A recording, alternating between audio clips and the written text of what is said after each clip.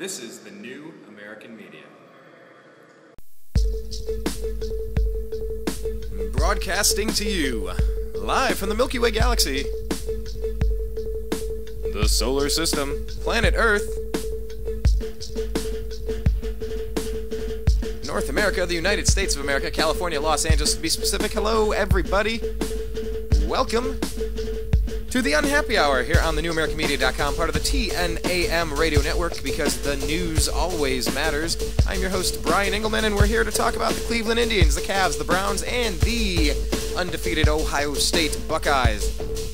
Lots of sports going on in this world. Yes. I'm a homer. I cover all those stories, but I do want to tell you a couple other things going on. President Obama says that his dream job will be hosting ESPN. Did you catch that one? He's got a lot of experience reading off of teleprompters. I think that'd be pretty cool, right?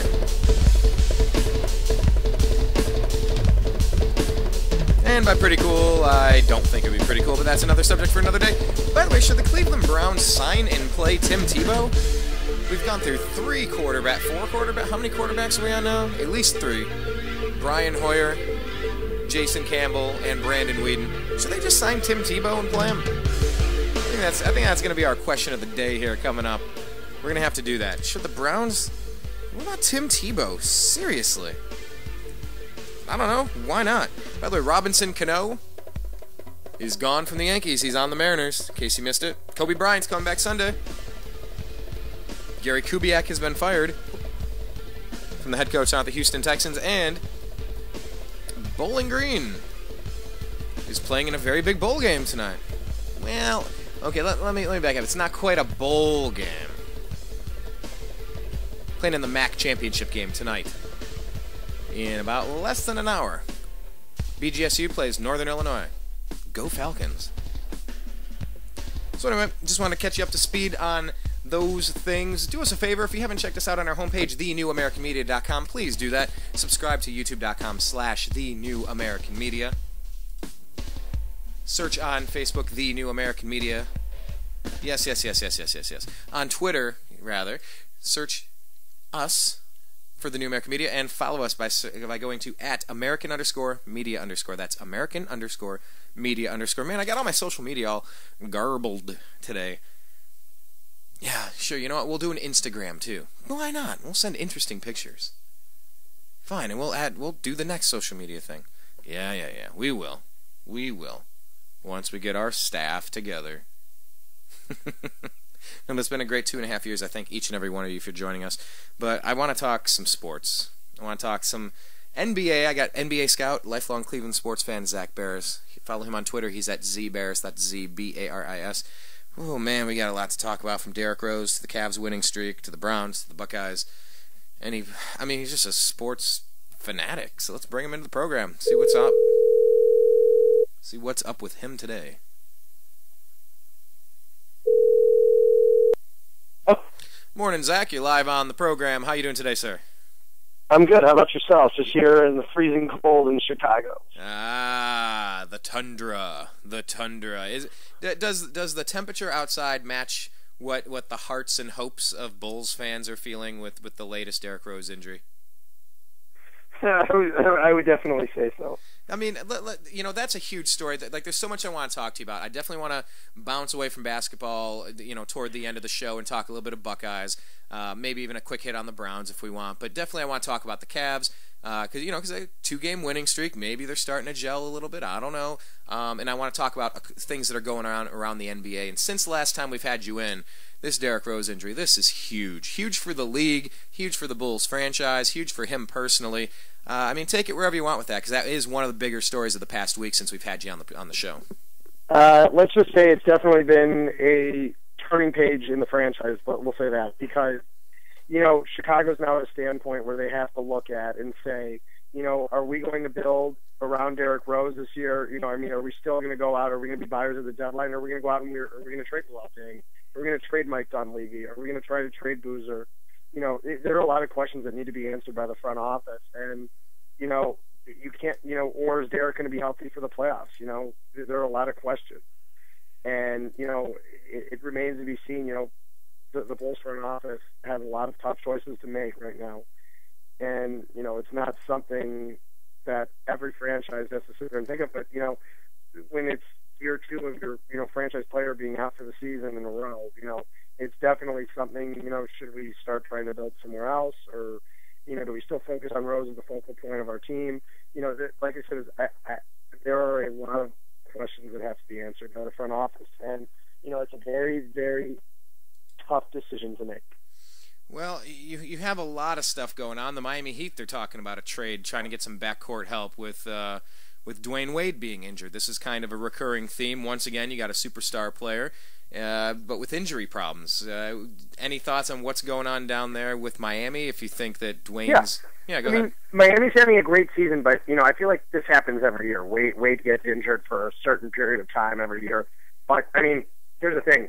He's only getting older, and, his knees are only getting worse. So it's something that, Miami has to think about, too, because right now is, if they don't win the title this year, do they have any chance at even remotely retaining LeBron is one of the big questions. And I don't think so. Yeah. I think if Miami wins and Cleveland keeps playing poorly, I think there you go, then he stays in Miami. Because I think those are basically his two choices. But if Miami falters and they don't win at all, and Dwayne Wade isn't healthy, Dwayne Wade is a possible free agent. I tend to think if Wade's all injured, he's going to opt in next year. That's what I would do if I were him. For $20 million a year, you're not going to get that on the open market. And that's exactly what I was going to say, because no one else will pay. Nor is he worth $20 million a year. Right? Because the guy's, he's usually reliable for about 50 to 60 games a year, and in the playoffs he's either way. But I don't think anybody in the Eastern Conference this year with any of their rosters is going to top Indiana at this point. Unless Miami is completely healthy, and 100% everywhere, they don't have a shot at Indiana this year. They are so good. Paul George has taken such a large step forward.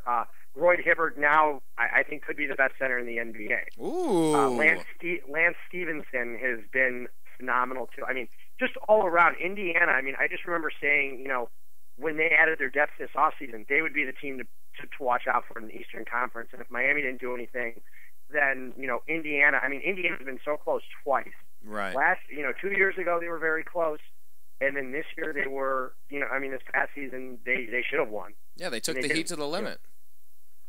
And then I think this year is the year they get over the hump, and I think this is the year where the Heat franchise has reached its peak over the last 2 years. And, it's time to, basically reassemble that roster next season. I don't think that Bosh is going to stay unless they can offer max money. But I think Bosh goes where the best deal is at. And, teams in the NBA, some small market team or, smaller market team is going to offer Bosh a max contract somewhere. It's just going to happen. As much as I don't think he is a max player, he'll at least get a 3-year max. I'll say that right now. He'll get a 3-year max deal somewhere. There are some teams that are desperate for fans. I can see, maybe a team like Sacramento. There are teams that will offer him up, a big deal, a sizable deal. Interesting. So you think that Bosh could be on his way out, perhaps? Yeah, I don't think he's going to be traded this season, but I think that Bosh will. If I were Miami, I would explore trading Bosh for younger talent now, because then you're basically enticing LeBron to stay next year, going, look, we have all this young talent to build around. We want you to be a part of it. Even though we didn't win the title this year, we were still able to go build around, and now we have a team that can go and beat the Pacers. And that has just as many young assets as Cleveland. Because the Cavaliers right now, I was at the game the other night against Denver, and they look like a completely different basketball team over the last couple games. They do. Andrew Bynum was playing significant minutes. So, one of those, when I was on the show 2 weeks ago, and I think the Cavs' problems that need to be corrected, if Bynum's not playing 25 to 30 minutes, sit him on the bench, don't have him start. He can still come off the bench, but now that he's actually playing, the rotation looks like it was getting, it looks like they have some sync, some fluidity to their offense now, and they're starting to move the ball. Kyrie's looking better, Oh, and by the way, what I said, I still remember when I said the Cavaliers when they drafted Bennett, Mike Brown said he wouldn't be playing the 3 this year. Remember when I said he would be playing the, he can play the 3, and what do you know, he's playing the 3. So the Cavaliers look like they seem, to be clicking a teeny bit, but we have to wait and see another couple games. But they do look to be playing better. on both ends of the floor. Except, Earl Clark needs to stop taking so many threes. Bennett needs to have a better shot selection when he does play. Waiter seems to be clicking on his own now in the back, and and they do look a lot better. I will say that, but right now it is a temporary solution. So let's see how it goes. All right. Well, definitely. To talk about temporary solutions, you have the Lakers bringing back Kobe Bryant. He's saying he's going to come back on Sunday. Is it temporary? Is it because they said he's going to play one game, then he's going to take 2 games off? I think is the latest that I heard. And once again, this is like another Derrick Rose thing. You got a big, massive player with enormous credentials, rather, but he's getting a little older and he's getting banged up, and he just got signed a big 2-year extension. What do you see? What do you expect to see out of Kobe with his Achilles? Well, he's 34 years old. And, you need to just take his step one at a time. He can't come back and play 80. He can't come back and play 50, 60 games in a row. It's just not going to happen. No one does from injury. They all sit out a couple games here and there. So it's just what's going to be best for Kobe. But, you bring him along slowly. That's the best way to do it. You cannot force him back too early. You have to give him, the resting time. Even when Dwight Howard, when Dwayne Howard had his back injury, he was sitting out games periodically. Dwayne Wade does it. It just has to be done, especially with age. You cannot sit there and play a game. It doesn't matter. He doesn't need to be playing 82 games a season at this point of his career. If he's playing 66 to 70, just on an average pace of now. So let's say he comes back, and I'm trying to think how many games are left in the season. About 50. Maybe 50. We're about 18 in or so, 18, 19 games in. Okay, 20. so about 54 games left. And 64, I'm sorry. 64. So about 64 games are left in the season. If he comes back and he plays 50 of them, LA should be able to sneak in the 8th spot of the playoffs with the way they've been playing so far. They've had a lot of patchwork, but to come out at 9-9, they've been playing very good basketball. Inconsistent, but to have 9 wins with that roster, I'm very impressed. They have been having some players step up. Lakers are sitting Kobe, at 500. They lost Dwight. Well, okay. Well, let's talk. Unless you want to talk about the Lakers some more, I want to talk about Dwight and his new team. Can those 2 centers coexist there? Or are we going to see some changes? No, it's not going to happen. Omar Asik's going to be traded. I don't know to where yet. Philadelphia is a possibility because they can take on a lot of salary. If they get a lot in return, I think that they will definitely, that's one possibility. I think there's a couple other teams that could be in the mix for them. It still remains to be seen at this point. I think a lot of teams right now are trying to look at themselves as whether they're contenders or pretenders. And in the next 2 weeks, some teams will finally know where they stand. I really don't know how Brooklyn's playing this bad. They're not going to be in the market for Asik. I doubt it. I doubt the Knicks will be, but I still just don't understand how a team like Brooklyn's playing so bad.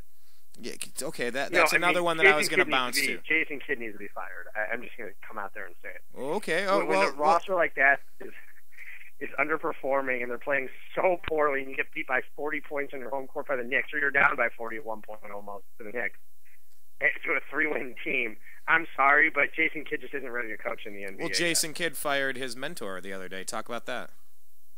Demoted his mentor. What's the okay, I'm sorry. You're very politically correct. He demotified him. I don't know what the deal is with there. I think Jason Kidd is having impatience, and I think it all stemmed from when Lawrence Frank didn't get the interim head coaching job at the beginning of the season when Jason Kidd was suspended. And, it makes sense, but, Jason Kidd has not handled himself well as a coach. The whole Coke spilling incident the other night, he just isn't ready for the big show yet, I just don't understand how you name a guy a coach, right out of the gate in the NBA. Most of these guys, Patrick Ewing still haven't gotten a head coaching job yet. He's been an assistant for 10 years. Well, look at other guys, Phil Hubbard, Mark Price. Yeah, what is Mark Price's deal? Why hasn't he at least been a free throw coach with I don't know, some of the worst shooting teams in the league? I don't know. Mark Price will get his due someday, but Jeff Hornacek just got his, and he's done a great job with the Phoenix Suns. But a lot of these guys have front office roles or they're coaches for a significant amount of time before they're head coaches. Hornacek's been out of the league for 15 years, at least. 15 years now. I just don't get it. Why Prokhorov was in such a rush to hire Jason Kidd. I think it'll match. He was a former player. He could handle the ball. I think it'd be a great fit. But it just isn't working out. And there's sometimes when you just have to cut bait. This is a team that's supposed to be competing for a championship, not the number 1 overall pick in the draft. That won't even have a pick. Yeah. So you fire Jason Kidd. What about talk about the team that talk about the Knicks for a second. Let's just go around the league because I'm looking at storylines underperforming, overperforming. I mean, you got the Knicks and you got the Nets back to back, just sitting there as lousy and lousier. 5-14, 4-13. The Knicks were one of those teams at the beginning of the year. I didn't love what they were doing. I thought they could be bad. I didn't say this bad, but I thought maybe 35, 36 wins. I wasn't going to say 18 to 20 wins. Bad. I mean they're the worst team in the Eastern Conference right now, other than the Nets. So they're one of those teams that. And they don't really have a lot of pieces to trade. They've got Evan Shumpert and a couple other people, and that's about it. I don't think they trade Anthony because they don't have a first-round pick either. They can't really tank. Their first-round pick is in Denver this year.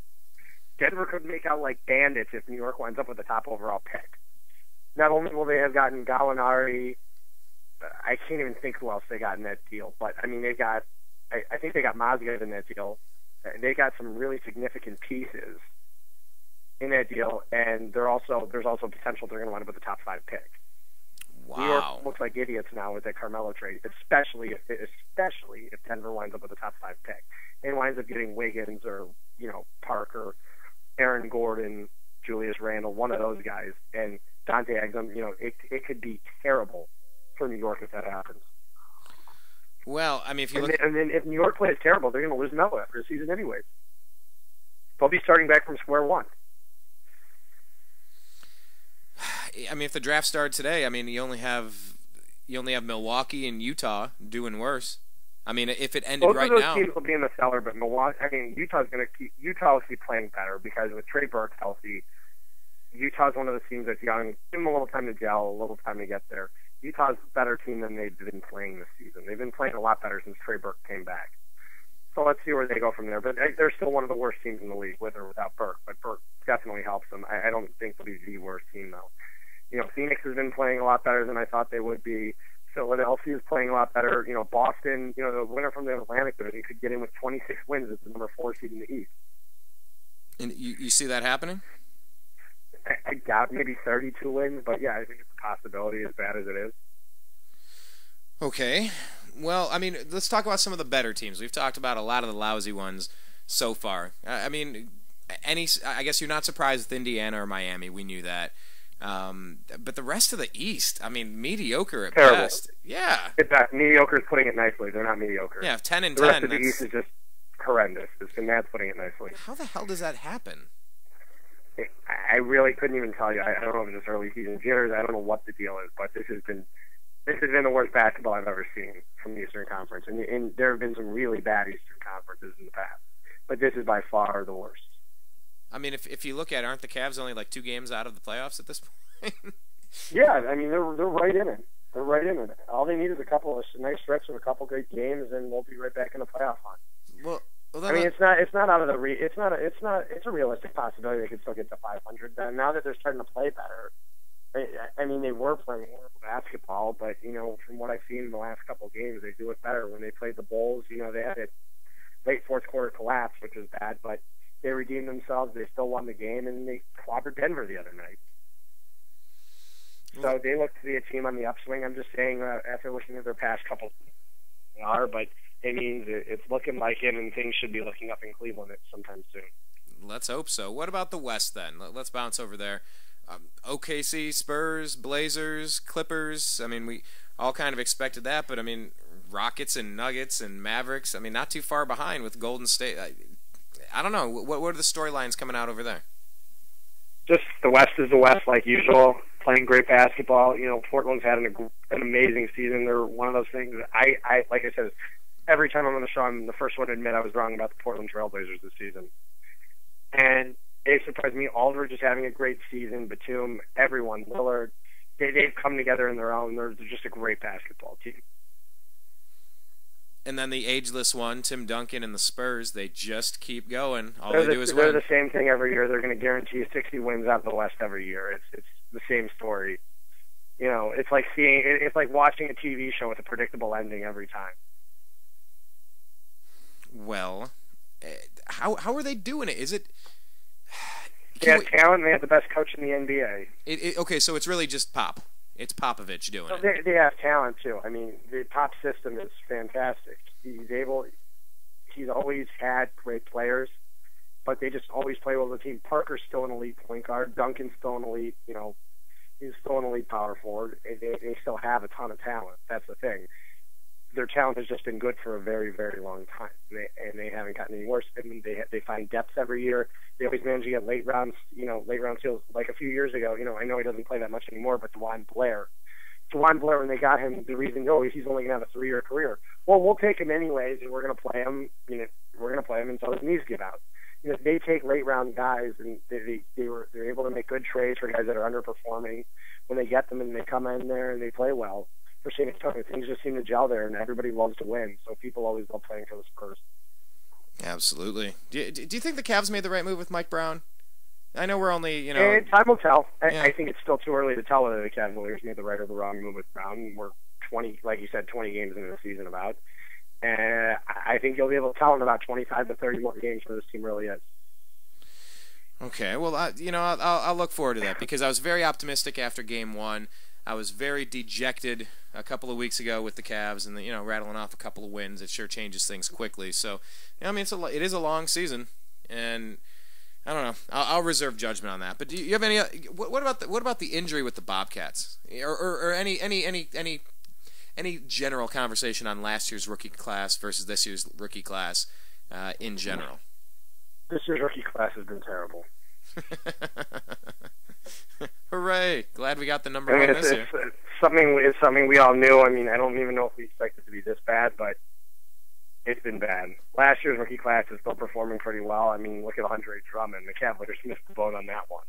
Right. Here's the thing: if you're willing to take a huge risk at 4 and not a safe guy like taking into Harrison Barnes, I should have just gone with Drummond.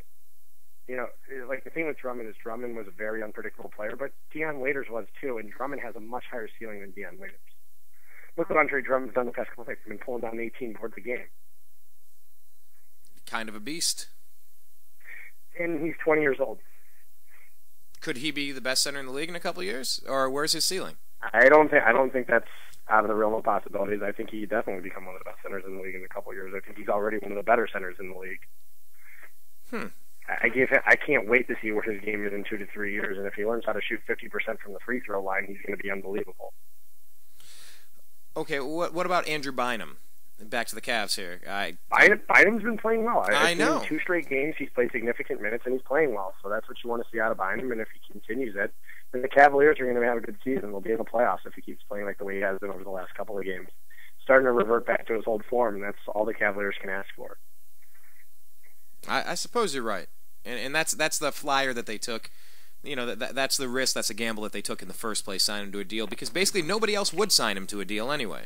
So people were willing to sign him to a deal. People just weren't willing to give him the second year or any of the money, and it looks like they looked in the early beginning of the season, it could be a bust, but it didn't matter. It was for 1 year commitment anyways. If he sucked, he sucked, and if he didn't play, then it was whatever, and if he looks good, then it's a huge deal for the Cavaliers. The Cavaliers had no risk in that signing, none. It's either a 6-year deal or a $12 million or a $24 million deal. And the Cavaliers had no risk. If he plays well, you get him. You get a top 5 center in the league for $12 million a year. And if he plays poorly, he's gone, and you have the cap space. I guess you're right. And basketball season is starting to take shape. We're starting to see who's settling down to the bottom, looking at draft picks, starting to see who's playing really well. It's interesting seeing Indiana at 17-2. I mean, just they're killing it right now. But I mean, we will know more by the midpoint of the season, maybe by the All-Star game, and we'll see if the Cavs are going to be sellers or buyers. We're going to see if the Bulls are going to be sellers or buyers. We'll see if Kobe's healthy. We'll see if what they're doing with Wade. I like following the basketball season. It just kind of seems like the soap opera storylines are a little more, I don't know, intense or interesting, intriguing. Do you find that to be true? All of the above. Yeah. Compared to other sports, why do you think that is? It's just because basketball on its own, it's different. In baseball, one guy is not going to determine a team's success, and same with football, unless it's the quarterback. Basketball, you take a guy like LeBron James, you put him on any team in the league, they're automatically a 55-win team. That's the difference. Basketball, one guy can control how successful a team is. And take a guy like Derrick Rose, take a guy like LeBron or Kevin Durant or Kobe Bryant, and suddenly they make a team that much. I don't know about Kobe at this stage, but a lot of those guys, they can make or break a team. And that's what happens in today's NBA. And look at Michael Jordan when he left the Bulls. They went from being a 60-something win team, the next year they had one of the worst records in league history. That's true. Without him. So it is what it is. And that's how you can change the landscape of an NBA. The NBA. Look what happened when LeBron James left Cleveland and Chris Bosh left Toronto. We went from having a lot of good, mediocre to good, very good teams to having a couple of super teams, and that was it in the NBA. And there were a lot of really bad teams. It looks like most of them are in the East. It's always been bad basketball in the East, so we'll see what happens. Next year's draft will change the landscape of the NBA for years to come, and a lot of those teams in the East will have top 5, top 6 picks. Okay, so I think you could wind up seeing a lot of future superstars in the Eastern Conference. Like I said earlier, there's a decent chance that Julius Randle, Jabari Parker, Andrew Wiggins, Dante Exum, Aaron Gordon, all 5 of those guys could conceivably be in the Eastern Conference next year. Which would change the landscape. No, let me ask you this point blank then, because we do this from time to time. So if you were picking right now, who would you say is the 1, 2, and 3 best player draft choices available? Because I'm sure that's going to change as the year goes on. But right now, not based on long-term potential, I'll just say based on the season. I love Julius Randle from Kentucky. If you're looking for a 4, a guy that's just going to put up monster numbers, I'm talking when you're going to have 20 and 20, 25 and 22, that's Julius Randle. I love Randle. Wiggins is still very, very raw, which was to be expected. But overall, I think he still has the highest ceiling. Jabari Parker looks to be the most NBA ready. He's an incredible shooter. He's a great player. The guy's going to be a future All-Star in the NBA, probably a future superstar. Aaron Gordon looks like he's a little bit more on the raw side, but he's also going to be a very, very good NBA player. I mean, he reminds me a lot of Blake Griffin. Blake Griffin played 3 years of college basketball. Aaron Gordon's still in the middle of his first.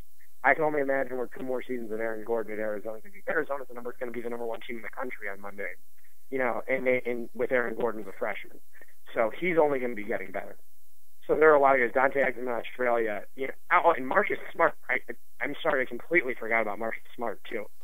I just keep talking about the freshmen because that's always what we've always talked about. So Marcus Smart's having an unbelievable year. He's also a guaranteed, top pick, too. He should conceivably go number 1 with a team that needs a point guard. He's having an amazing year. I like it. I'm stuck on trying to figure out if I'm rooting for the Cavs to make the playoffs or if I'm rooting for them to tank. If you're rooting for them to make the playoffs, you're rooting for LeBron to come back. If you're rooting for them not to make the playoffs and you want them to tank, don't. It depends. If you want LeBron back or not, that's what you're rooting for. Because no matter what, this year they're not winning a championship. So you're either rooting for LeBron to come back, so you want them to have success this year and Miami not to, or you want them to do bad and let LeBron do whatever happens in Miami. And hope for your top 5 pick. It just depends what you want. If I was a Cleveland fan, I'd be saying there, I hope they play well. I want the Cavs to have LeBron James back if I'm a Cavs fan. That's what I would be saying. I just want my favorite laundry to win. That's what I want. I just want them to win. I just want wins. I know what holding my breath and hoping LeBron said yes after making that proposal. Drop down to 1 knee. Will you? Crickets, tumbleweed. Nah, I'm good. Wow. That's kind of harsh being left at the altar the way the Cavs were. I really don't want to go through that again. I just want to win. I don't really buy the whole load up on draft picks. Do it if you can, but Well, the Cavaliers have been doing it now for 3 years, and look at where it's gotten them. Yeah, well, they've had Kyrie Irving and Tristan Thompson were very good picks. I've never been in love with the Deion Waiters, but he's shown signs of brightness over the last year. But I've never loved Deion Waiters. Yeah, Thompson had a monster game the other day. And, Zeller hasn't done much, and Bennett hasn't done anything. Caruso hasn't done anything. So their last 4 picks have been. What'd you think of Tristan's monster game the other day for the Cavs? I was there. I was very impressed. I was incredibly impressed watching him. I just kept looking up. I was like, wow, Thompson is killing it. He had over 20 rebounds. It was the best game it was arguably the best game he's played. And if the Cavaliers have that strong of a front court with him and Bynum, they're going to be tough to beat. Yeah, well, and Verjao played well too. Yeah, that's a three-headed monster. They could be the three-headed monster in the front court is what they need. You want to pull Zeller out of the rotation. You don't need him. He's terrible. So go with those three guys. You're playing the majority of the minutes a night, and that's what you have. If the Cavaliers can do that with Irving playing better basketball, because he has been playing better basketball as of late, he still touches the ball way too much in the fourth quarter. Doesn't let anybody else touch it, but they are starting to look better. Jarrett Jack's starting to get better. Earl Clark just doesn't have it. But the Cavaliers are playing better basketball, but let's wait and see what happens. They've blown a lot of fourth quarter leads this season. That's fair enough. Well, let's do this. You got some thoughts on the Buckeyes or the Browns if we hit reset here and give a couple quick hits before this Big Ten championship game, and as the Browns mutter and stumble and putts into the end of another disaster of a season, you got a couple thoughts for us? Yeah, I after being at the Ohio State-Michigan game last weekend, I don't know if you saw any of the pictures. I had to be on the field, luckily, for the game, so it was pretty fun. Oh, I was actually on Michigan's sideline sitting next to Dave Brandon, in a scarlet Ohio State sweatshirt. I thought I was going to get killed at the end of the game. Hold on. You were on the Michigan sidelines rocking an Ohio State shirt. Are you freaking serious? Swear to God, I will. Okay, I need this. I need this picture. I need a go back and look at some of my tweets, and I have some before the game and then after the game. But yeah, okay. I was standing right next to Dave Brandon, Michigan, at one point. They were not too happy. They threatened to revoke my credential unless I put on a Michigan Student Network vest above my sweatshirt. I can tell you they were not happy. And what did you say? Did you decline? Nah, I politely declined. Yeah, I didn't want to lose my credential. I didn't want to get kicked out of the game, so I put it on. It was a black vest. They covered up the Ohio State sign on my jersey. I put it on in the second half. I love it. All right, hey, I got another couple questions about that on the other side. Let's do a brief station identification break. If you want to check out that picture of Zach on the sidelines or check out any of his other sports and other tweets, check him out. He's on Twitter at @ZBaris. That's ZBARIS. My name's Brian Engelman. You're listening to The Unhappy Hour here on the TNAM Radio Network at thenewamericanmedia.com. You are listening to The New American Media.